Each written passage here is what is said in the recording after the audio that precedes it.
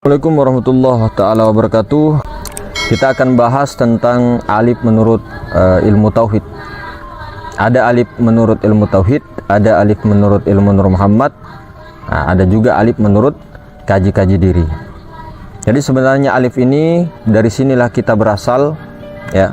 Kemudian kita akan kembali kepada alif ini.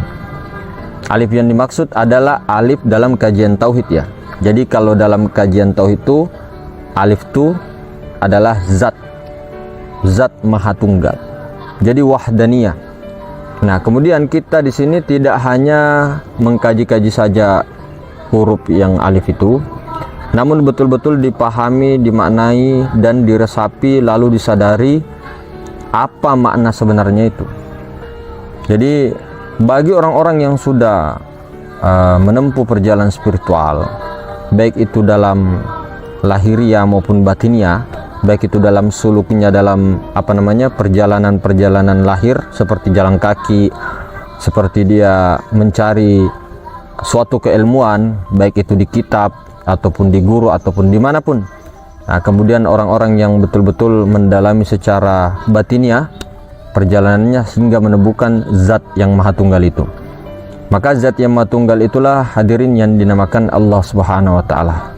Maka sebelum menghadirkan atau mengkonekkan rasa itu, kesadaran itu kepada Allah Subhanahu wa taala, maka kita harus tahu betul-betul yang mana alif itu. Jadi alif itu, ya, alif itu sebenarnya hadirin, inilah yang tidak ada yang serupa dengannya. Tidak ada sesuatu apapun di dunia ini yang serupa dengan alif itu. Maka kita kan kadang tertipu. Kadang kita tertipu ketika di perjalanan spiritual. Yang kita tuju ini alif, sementara kita ini tersangkut daripada alif itu. Artinya kita tidak sampai, kita tersesat, tidak pulang kepada alif. Ini jalur tauhid, ya, ini jalur tauhid. Jadi jalur tauhid itu alif tuh, itu adalah zat. Nah, beda lagi kalau jalur Nur Muhammad, beda lagi. Nah, kita jelaskan dulu jalur tauhidnya kan. Jadi zat. Nah, kemudian bagaimana dan apa petunjuknya sehingga kita bisa betul-betul meyakini bahwa itu adalah zat. Nah, di situ kita diajari oleh guru-guru kita, ya, oleh para ulama kita, para orang tua kita, di sekolah-sekolah, di madrasah, di mana-mana, atau yang tidak madrasah pun biasanya pernah dengarkan, dikasih tahu ciri-cirinya. Beliau-beliau sudah rangkum 20 sifat wajib bagi Allah. Dari situlah kita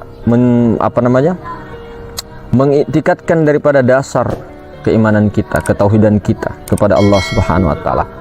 Maka di sini sifat salbianya ini yang paling ciri-cirinya itu yang mendekati, bukan lagi mendekati tapi memang diisbatkan kepada itu. Nah, sifat salbiyah itu adalah qidam, baqo, mukhalafatul lil hawadis, qiyamu ta'ala binafsi, wahdaniyah. Jadi kidam, terdahulu. Jadi telah sedia sebelum segala sesuatunya ada. Jadi mungkin bagi orang-orang yang telah mendapatkan ini, maka dia hanya mengulang saja, hanya mencermati saja, hanya mengulang-ulang ini semua, muzakar supaya tertanam lagi, tambah tertanam lagi, tertancap lagi. Karena ma'rifat itu, kedudukan makom-makom di dalam ma'rifat itu kan bertingkat-tingkat. Dan ini tidak akan pernah habis. Tidak ada puncaknya tingkatan itu. Memang kalau tingkatan makom itu ada puncak, tapi tingkatan-tingkatan daripada makom-makomnya, di dalam makomnya itu, tingkatannya itu, derajatnya, itu tidak ada ujungnya. Jadi setiap hamba yang telah wusul kepada Allah, telah liqa kepada Allah, telah mi'raj kepada Allah, maka makomnya itu akan terus bertambah kalau dia semakin lama semakin istiqomah, semakin lama semakin mesra, semakin lama semakin melebur sehingga habis adanya diri. Maka seperti itu. Jadi bagi orang-orang yang belum kenal, kasihan. Kasihannya bagaimana?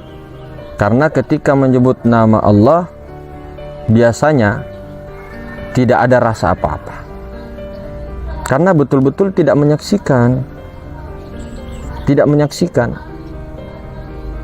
Nah, sebenarnya Allah ini tidak pernah hilang. Alif ini tidak pernah hilang. Allah ini tidak pernah meninggalkan kita semua. Ini bahasa syariatnya. Allah itu tetap ada dan tidak pernah berubah. Nah, tidak pernah sedetik pun tidak meliputi kita semuanya. Namun kita yang tidak sadar. Allah Ta'ala menjelaskan dirinya daripada Al-Quran, daripada utusan-utusannya, masih juga kita tidak percaya. Bahkan sudah ditunjukkan jelas-jelas tentang Allah itu sendiri, dikenalkan dengan jelas-jelas, namun kita tidak terlalu pedulikan atau bahkan menolaknya. Adapun juga yang sudah diperkenalkan oleh Allah Subhanahu wa taala sendiri secara hakikatnya, diperjalankan, ditarik dia, jalur jazbah ditarik dia hingga mengenal Allah Subhanahu wa taala. Setelah itu dia melupakannya. Dia tidak memesrakan lagi. Ini pun juga harus rahmat Allah ya, waridnya. Tapi ikhtiarlah sekuat-kuatnya, bekerjalah sekuat-kuatnya, berusahalah sekuat-kuatnya, tetap duduk dalam la haula wala quwata illa billahnya. Jadi tidak dikatakan akuan di situ, bukan nafsu anania. Karena apa? Ikhtiar, kerja, sebab itu semuanya itu perintah. Tapi jangan sampai kita meyakini ikhtiar, kerjaan semuanya itu memberi bekas. Karena ketika kita meyakini bahwa ikhtiar semuanya ada bekas, kita itu masuk ke lembah syirik. Nah, perhatikan, syirik itu bukan hanya kita menyembah patung, bukan hanya kita menyembah apa-apa, membungkuk ke depan patung, itu masih syirik jali, syirik yang nampak. Nah, syirik yang paling besar itu adalah syirik khofi bil khofi lagi. Nah, meyakini segala sesuatu itu ada manfaat. Nah, itu syirik khofi. Nah, syirik khofi bil khofi meyakini wujud selain Allah itu ada. Jadi kita meyakini bahwa wujud selain Allah itu ada. Kalaupun ada wujud selain Allah, itu pun wujud tidak ada, artinya wujud bayangan, ya kan? Jadi wujud majazi. Nah, untuk bertemu Allah Subhanahu wa taala dan untuk memusyahadah kepada Allah Subhanahu wa taala, ulama-ulama kita mengajarkan daripada zikir-zikir, toriko-toriko, perjalanan-perjalanan suluk dan sebagainya, tanpa memberitahu langsung. Nah, tanpa memberitahu karena ingin dimujahadahkan dulu, ingin disuruh cari dulu, karena Allah Ta'ala memang menyuruh seperti itu. Tapi kalau terlalu lama, kasihan 20 tahun, 30 tahun dia dalam pencarian, kasihan sekali. Nah, rambut sudah putih, janggut sudah sampai pusar, sampai dada, sampai sini, kumis sudah ini, gigi sudah tercabut, masih juga belum. Nah, itu yang namanya kasihan. Bukan kita merasa bahwa ini enggak, tapi ada rasa iba begitu. Nah, saking jelasnya Allah Ta'ala, saking nampaknya terangnya Allah Ta'ala, nah ini tidak disaksikan, disadari. Bukankah dibilang tadi Allah itu tidak pernah hilang, tapi kita sebenarnya yang menghilangkan Allah. Meskipun Allah meliputi segala sesuatu, nyata senyata-nyatanya, ya. Tapi kalau kita ini tidak menghubungkan diri kepada itu, meleburkan diri, menghancurkan semua wujud-wujud bayangan itu, maka bagi Allah tidak mengatakan aku bersama hamba. Allah tidak mau mengatakan aku bersama hambaku yang menentang, hambaku yang ingkar. Maka yang dikatakan di situ, aku bersama kamu dimanapun kamu berada, itu kepada hambamu, hamba yang mukmin, hamba yang percaya, hamba yang sadar. Meskipun pada hakikatnya semuanya itu diliputi oleh Allah, karena memang tidak ada satu wujud bayangannya pun yang tidak diliputi oleh Allah Subhanahu wa taala. Maka itu tadi, dari sifat salbiyalah kita belajar, dia sedia, kemudian bako kekal tidak berubah-ubah, kemudian mukhalafah tidak sesuai dengan tidak serupa dengan makhluk, wahdaniyah, maha tunggal, dan berdiri dengan sendirinya. Berdiri dengan sendirinya, asa pada zatnya, sifatnya, asmanya, af'alnya. Namun yang dikatakan Allah subhanahu wa ta'ala itu adalah zat, itu yang bernama Allah. Maka hadirin semulakan Allah subhanahu wa ta'ala, tetaplah kita terus berpegang dengan laisa kamitslihi syai' itu. Maka di hadis juga dikatakan miftahul jannah la ilaha illallah. Kemudian afdhalul dzikri fa'alam annahu la ilaha illallah. Jadi sebaik-baik zikir adalah la ilaha illallah. Maka ketika la ilaha itu dihancurkan semua wujud-wujud lain. Bukan kita hancurkan semua, enggak. Bukan dibayangkan, tapi betul-betul hilangkan semua. Hilangkan semua dalam pandangan sir. Hilangkan semua wujud-wujud yang ada. Hancurkan semua itu. Hilangkan semua, buang semua, buka semuanya. Sehingga yang ada hanya Allah subhanahu wa ta'ala. Pas illallah, tembus terus. Tembus ke alif tunggal itu. Tembus ke yang maha suci, yang meliputi itu. Lalu perhatikanlah terus, sadarlah terus di situ, sampai betul-betul kita ini seperti es batu yang mencair betul-betul. Ketika sudah mencair menjadi air, sekalian habiskan semua. Karena kalau masih ada bentuk-bentuk patung-patung yang menjadi es batu ya, masih berbentuk kotak, segitiga, bulat dan sebagainya, maka sulit hadirin, sulit sekali. Dan kita juga untuk mesra, untuk sadar billah itu sulit sekali kalau tidak dihilangkan semua wujud-wujud bayangan yang majazi ini, yang bentuk-bentuk itu. Pokoknya intinya yang bisa dipegang itu, yang bisa dipegang. Nah, itu yang dihilangkan dulu. Yang terlihat dengan mata kasar, bentuk-bentukan itu seperti meja, pohon, itu kan sesuatu. Nah, sementara la ilaha illallah itu ingin menafikan semua itu. Nafikan, tepis semua itu, hancurkan semua itu, hilangkan semua dalam pandanganmu. Baru isbatkan illallah, yang maha suci yang ada.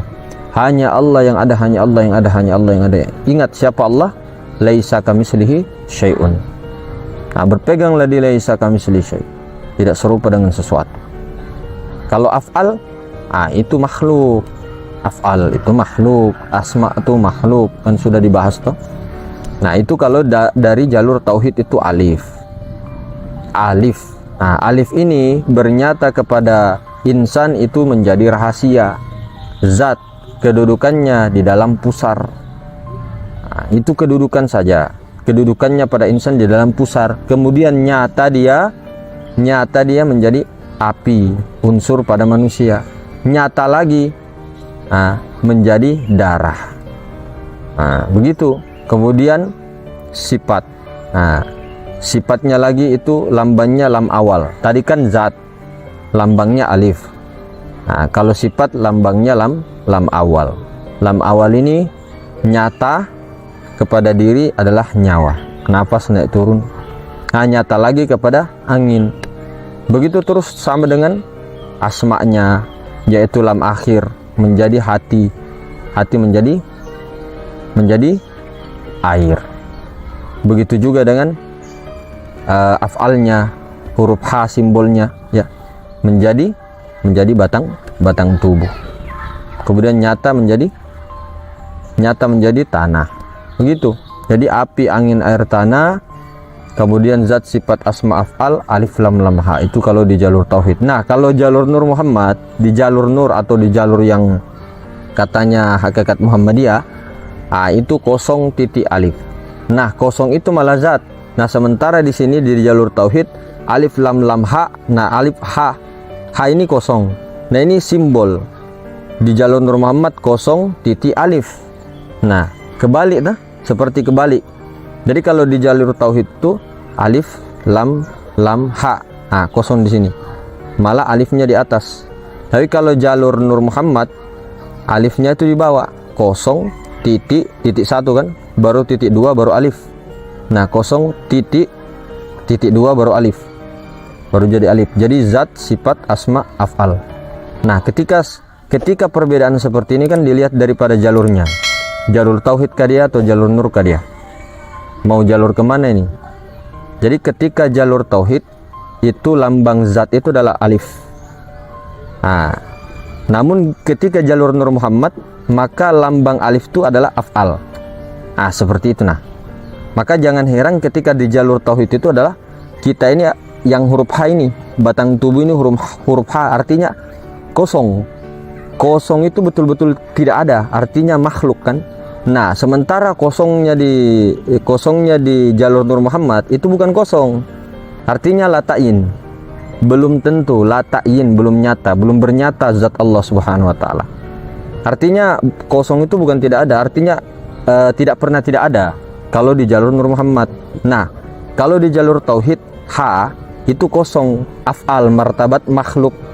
Jadi segala yang bentuk itu kan makhluk. Nah, di jalur tauhid itu adalah af'al, lambangnya huruf H, maka kosong. Nah, ini kosong yang tidak ada. Ini betul-betul yang tidak pernah ada ini. Betul-betul wujud bayangan ini. Yang di jalur tauhid hanya kosongnya. Tapi kalau kosong yang di sini bukan maksudnya kosong begitu ini. Yang zat yang maha meliputi penuh. Nah, kosong penuh kalau bahasa jalur Nur Muhammad tuh kosong penuh. Nah, ada juga mengartikan kosong sekosong-kosongnya tapi penuh kosongnya. Begitu. Begitu. Nah, ini kalau digabung Pak, jalur tauhid dengan jalur Nur Muhammad. Nah, di jalur tauhid itu af'al ya. Af'al itu batang tubuh. H simbolnya ini batang tubuh. Nah, kalau digabung dengan kosongnya di sini, nah itu meliputi dari dalam dia membungkus, meliputi ya, dari luar dia membungkus. Nah, jadi itu seperti itu kalau digabung. Nah, jadi sebenarnya yang paling sempurna ketika sudah jalur tauhid, jalur Nur Muhammad. Karena kenapa sih? Kenapa paling sempurna jalur Nur Muhammad? Karena kalau kita di jalur tauhid itu biasanya gampang kita terjebak. Kemudian biasanya muncul keakuan tuh kalau kita tidak pintar-pintar ya, lebih besar. Keakuan kita lebih besar. Artinya keakuan kita itu ya kita menduduki keakuan zat. Tapi di situ bisa saja melenceng karena rawan sekali jalur itu. Rawan sekali. Ditambah kalau tidak ada yang membimbing tambah rawan, bukan berarti disalah-salahkan, tidak, bukan mengatakan ini benar ini tidak, enggak, benar semua. Tapi yang paling afdol di jalur Nur Muhammad, karena ketika perbedaannya begini, ketika orang yang biasanya hanya tauhid saja, tidak jalur Nur Muhammad ya, dia hanya jalur tauhid, biasanya dia tidak mau lagi ikut syariat, tidak mau lagi ikut syariatnya Rasulullah karena dia jalur tauhid. Biasanya begitu, kebanyakan. Tapi kalau dia jalur Nur Muhammad, jalur Nur Muhammad ini ketika dia mesra kepada Nur Muhammad, Nur Sayyidina Muhammad Rasulullah, maka fitrahnya itu dia akan mengikuti Nabi Muhammad dan mengikuti para nabi sebelumnya. Nah, itu. Jadi kalau ikut jalur Nur Muhammad dan mesra di Nur Muhammad, di situ biasanya mengikuti betul-betul fitrah yang ada. Mengikuti Sayyidina Muhammad Rasulullah sallallahu alaihi wasallam. Jadi begitu hadirin semulakan Allah Subhanahu wa taala, yang dimana kita ini tinggal memilih saja, tinggal memilih. Jadi ketika kesalahpahaman yang diartikan dengan kosong di jalur Nur Muhammad, kemudian kosongnya di jalur tauhid, itu jangan bertengkar. Khilafiyah, perbedaan pendapat. Namun sebenarnya satu. Artinya kalau kita menemukankan atau mempertemukan keduanya, atau kita bertemu dengan orang yang ini satu jalur tauhid jalur nur, kita berbincang muzakarah, itu pasti ketemu kok. Jadi orang-orang yang sebenarnya telah menemukan daripada alif tunggal itu artinya Allah Subhanahu wa taala zat yang laisa kamitslihi syai', dia kebanyakan diam kalau di luar. Dia sudah tidak ada perdebatan, tidak ada lagi ego yang mau dikatakan bahwa ilmu saya ini yang paling ini, enggak. Dia banyak diam. Jadi ketika perdebatan diajak berdebat pun dia enggak mau. Tuh. Karena buat apa? Karena begini, ketika sesuatu masyarakat ketika heboh dan sebagainya, dia tidak fokus ke masyarakat itu, dia tidak fokus kepada bentuk-bentuk itu. Jadi pokoknya dalam hatinya, dalam basironya itu yang ada hanya Allah, yang ada hanya Allah, yang ada hanya Allah. Fokusnya, tembusnya kepada Allah saja. Kalaupun bergerak si makhluk, bergerak alam semesta itu af'al, tidak ada lagi dalam pandangan basironya itu makhluk. Jadi jangan sekali-kali orang-orang yang bertauhid, orang-orang yang sudah mengenal zat, kemudian tidak memesrakan daripada zat itu. Nah, baru sudah mesra di zat, turun di af'al, kemudian ikut ambil jalur Nur Muhammad sallallahu alaihi wasallam. Mesra terus. Maksudnya bagaimana Mas kalau kita di jalur Nur Muhammad? Nah, zahir batin Nur Muhammad. Yang melihat Nur Muhammad, yang dilihat Nur Muhammad, sudah paling gampang kan? Paling gampang itu. Tidak takut terjebak ke sana ke sini, tidak terlalu banyak embel-embelnya. Langsung saja begini. Yang melihat Nur Muhammad, yang dilihat Nur Muhammad. Selesai. Zahir batin Nur Muhammad. Nah, yang mendengar Nur Muhammad, yang didengar Nur Muhammad. Sudah. Terus Allahnya Mas, enggak usah kau tanya Allah, karena Allah itulah sang penyaksi Nur Muhammad. Nah, kita paham lah karena sudah belajar tadi ilmu tauhid. Nah, seperti itu. Jadi pokoknya di pikiran kita, pokoknya mesra terus Rasulullah, Nur Muhammad. Yang tidak ada yang dipandang kecuali Nur Muhammad. Yang memandang pun Nur Muhammad, yang didengar pun Nur Muhammad, yang berkalam pun Nur Muhammad. Semua begitu. Jadi sehingga kita itu ketika melihat ini, kita kan biasanya ya, ini secara syariat ya, kita kan biasanya IQ-nya rendah, kita susah menghafal, kita bingung ketika ke sana lain, ketika pergi ke sini tambah bingung saya, tambah banyak cerita, tambah banyak teori, tambah pusing. Ini langsung saja ke situ. Ini jalan tol kalau dibilang itu. Yang penting tahu Nur Muhammad ini, Nur Muhammad ini daripada zat yang bernama Allah. Nah, batinnya Nur Muhammad, zahirnya Nur Muhammad. Kenapa zahirnya dari Nur Muhammad? Iya, karena zahir ini dari Nur Muhammad, dari batin. Yang zahir ini alam semesta ini daripada Nur Ahmad, Nur Muhammad itu. Nah, itu saja, mesrakan saja terus, daripada kita banyak teori ya. Tidak apa-apa, banyak teori, banyak ilmu, banyak wawasan, oke. Tapi kalau wawasannya terlalu banyak, tapi prakteknya nol besar, sehingga ciri-cirinya tidak nampak kepada syariat. Artinya begini, ketika orang berpraktek, betul-betul praktek, dia itu terubah semua dari akhlaknya, dari tutur katanya, dari pergaulannya, dari adabnya, semua terubah. Dari ikutnya dia kepada yang mulia baginda Rasulullah sallallahu alaihi wasallam. Karena beliau adalah contoh besar. Jadi semakin kita belajar ilmu Nur Muhammad, semakin kita lihat diri kita, apakah saya ini tambah hari tambah baguskah? Tambah emosiankah, atau tambah saya merasa sok pintarkah? Berarti ada yang salah. Peletakan akunya itu hanya di pemahaman, tidak diresapi, disadari betul-betul sampai mesra.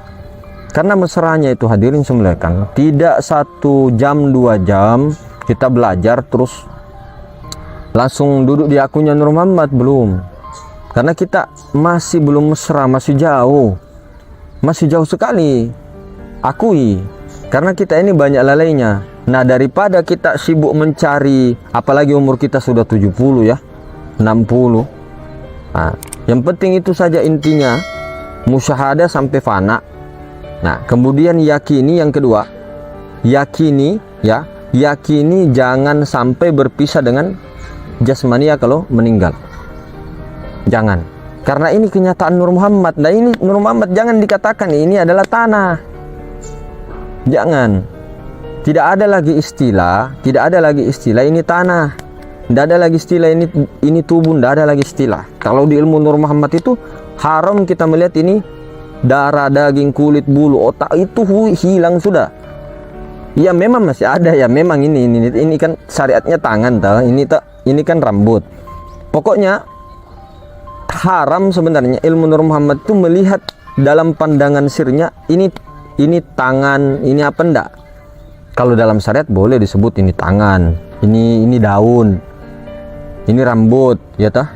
Tapi dalam pandangan hati kita tidak ada lagi pokoknya selain Nur Muhammad. Alam semesta aja tidak ada. Alam semesta aja tidak ada. Meskipun secara syariatnya ada, kita langsung Nur Muhammad.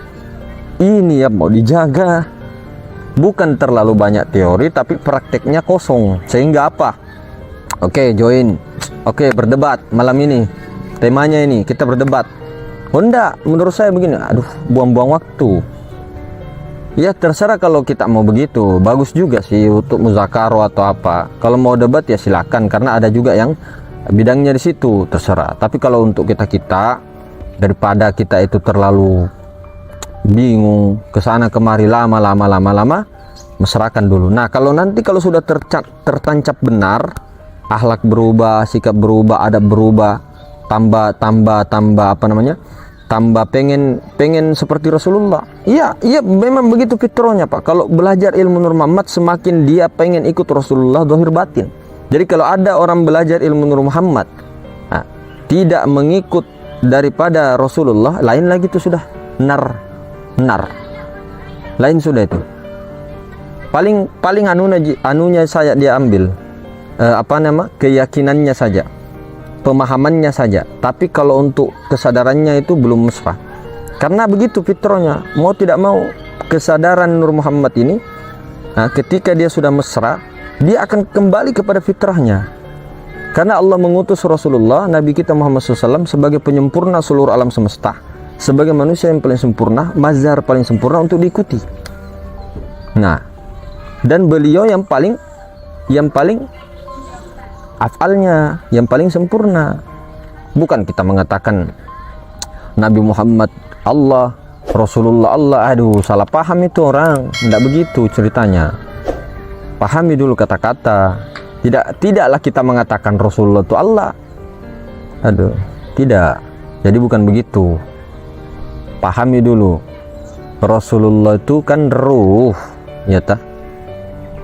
Kita tidak mengatakan ruh itu Allah. Tapi ruh itu hembusannya, bagian daripada dirinya juga. Saya misal ya, saya punya napas ini dah, saya tiup.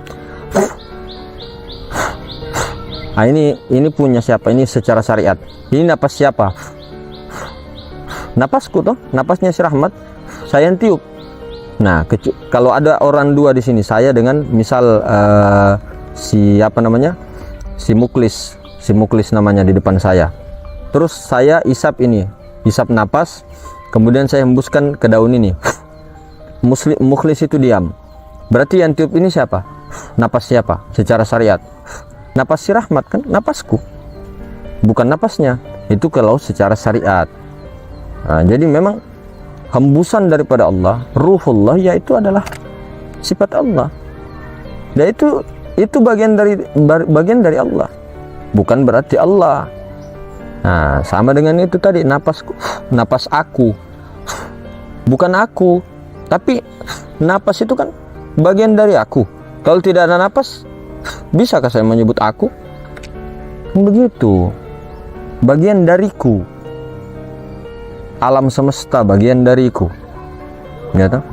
Asma, api, angin, air, tanah bagian dariku. Hembusanku bagian diriku.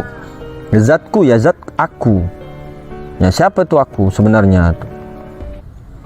Subhana rabbika rabbil izzati. Rabbil izzati. Tuh yang sebenar-benarnya. Jadi begitu hadirin semulakan Allah Subhanahu wa taala. Jika tidak mau bingung-bingung, repot-repot, nah, seperti kalau kita itu kalau sudah mesra sih tidak apa-apa ya, mau pelajari kitab apa, dia terbuka semua lah, dunia terbuka semua, ilhamnya terbuka semua, nubuah semua terbuka semua, karena sudah koneksi dengan guru sejatinya. Dia apapun itu tidak bisa dikasih tersesat, tidak bisa, tidak bakal bisa. Dia sudah terhubung. Nah itu. Tapi kalau kita masih bingung-bingung, cari kesana kesini, mencari alamat salah, takut dan sebagainya, khawatir dan sebagainya, ragu karena terlalu banyak, beleng-beleng kita nanti. Jadi mesrakan saja itu. Zohir batin Nur Muhammad, yang dilihat Nur Muhammad, yang didengar Nur Muhammad, yang berkendak Nur Muhammad, yang sholat Nur Muhammad, Itu saja. Yang penting tidak meyakini bahwa Nur Muhammad itu Allah, Nur Muhammad itu sifat. Nah, Nur Muhammad daripada Allah.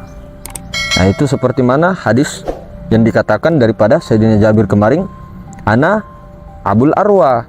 Nah, saya ini bapak daripada segala ruh. Nur Muhammad itu, Nur Ahmad itu. Nah, kemudian mukmin itu, semua mukmin itu daripada aku. Nah, itu. Jadi pokoknya mesrakan saja. Mesrakan saja, karena Nur Muhammad ini daripada Allah. Dari Allah, memang dari Allah. Kalau dari Allah, tidak lain daripada Allah Ta'ala itu sendiri, tapi bukan Allah. Nah, begitu. Nah, jadi Allah tidak usah lagi kita bilang, jadi kalau Nur Muhammad, kita hanya tertahan di Nur Muhammad. Tidak tertahan di Nur Muhammad kalau kita sudah tahu yang namanya zat. Nah, tapi ya, kita mesrakan dulu, ya. Kita mesrakan dulu, kita betul-betul tancapkan dulu di jalur menyaksikan daripada musyahadah tentang zat itu. Kemana-mana begitu. Tapi kalau masih bingung lagi, tidak usah, langsung saja ke Nur Muhammad. Karena ada kita tidak bisa tahu kapasitas ini secara syariat, ya, kapasitas yang diberikan Allah Ta'ala kepada ilmu-ilmunya yang kepada dititipnya kepada sifat-sifatnya satu-satu insan itu. Ada ilmunya yang dititipkan sedikit, ada yang sedikit sekali, ada yang orang itu satu kali mendengar tuh paham, ada orang 5 kali, 10 kali, 20 kali diulang-ulang baru paham, ada orang sampai 100 kali sampai tidak paham-paham. Nah, ada hikmahnya semua itu. Jadi segala apa yang diberikan Allah Ta'ala itu, segala apapun itu, baik itu kelihatannya kita sengsara dan sebagainya, itu tidak, itu kebaikan semuanya itu. Jadi tidak ada istilahnya di dalam ilmu ma'rifat, di dalam ilmu tauhid, tidak ada istilahnya buruk itu, tidak ada. Semua ada hikmahnya, semua ada hikmahnya. Diberikan kamu seperti ini, ada yang mau diberikan, ada hikmahnya itu, baik sekali bagimu itu memang yang terbaik itu. Jangan katakan wah ini buruk, jangan. Tidak ada buruk dalam pandangan Allah itu, tidak ada. Semua sudah disediakan baik untukmu. Nah, begitu. Jangan juga ingin jadi orang lain, jangan jadi seperti gurumu, jangan jadi seperti apa. Untuk mencontohnya boleh, tapi jadilah dirimu sendiri, jadilah diri sendiri. Tidak bisa kita jadi orang lain itu, tidak bisa. Dari zaman Nabi Adam sampai zaman sekarang, sampai zaman akhir itu tidak ada samanya, tidak ada samata, tidak ada kita punya sama. Biar saudara kembar kayak mirip mukanya, tidak bisa sama, pasti berbeda. Dari segi muka saja ini, apalagi daripada segi sifat, tidak ada. Jadi jadilah dirimu sendiri, ikutilah semampunya, tapi tidak bisa kita untuk menjiplaknya, tidak bisa. Tidak ada, memang Allah Ta'ala memang sifat laisanya itu turun kepada insan sehingga tidak ada yang serupa. Insan, saya tidak ada serupaku, serupa tak, serupanya, serupa mereka, tidak ada. Satu-satu manusia. Nah, bahkan semut, tidak ada serupanya dengan semut yang lain. Bahkan daun-daun itu tidak ada serupanya. Meskipun sama-sama daun, ada yang kecil, ada yang besar. Kalaupun sama-sama besar, kelihatannya ji. Kalaupun sama-sama besar, pasti ada bedanya. Kalaupun enggak, ada pasti sirip-sirip anunya di sini, straight-straightnya nih, lurus-lurusnya pasti bengkok-bengkok, ada lurus ke sini. Tidak ada samanya. Beras pun begitu juga. Seluruhnya itu kuasanya Allah. Pasir saja itu tidak ada juga samanya, pasir satu dengan pasir yang lain, meskipun satu tempat. Batu juga begitu, kuasanya Allah Ta'ala. Nah, di situ ya. Jadi kita mudah-mudahan Allah Subhanahu Wa Ta'ala berikan taufiknya, rahmatnya untuk memasrahkan semuanya. Hadirin, teori itu perlu kepahaman, baru kita praktek. Kalau sudah dapat praktek, hantam bos, hantam, palu terus, mantap, masya Allah. Oke, begitu saudara. Assalamualaikum warahmatullahi taala wabarakatuh.